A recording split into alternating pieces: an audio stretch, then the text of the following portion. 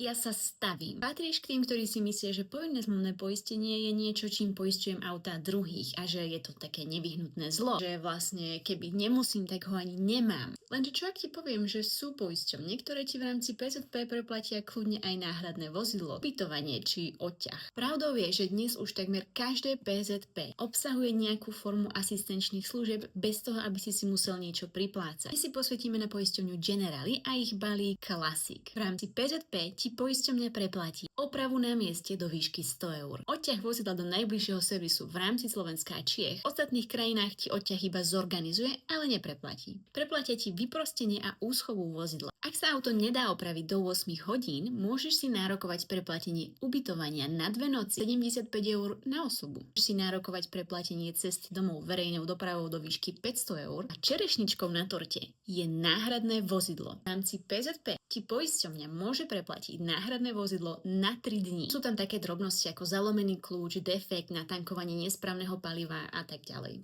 A teraz mi povedz, vedel si, že v rámci PZP máš takéto služby? Ak ťa zaujímajú aj ostatné poisťovne, tak nezabudni sledovať tento profil, pretože si rozoberieme každú jednu do detailov.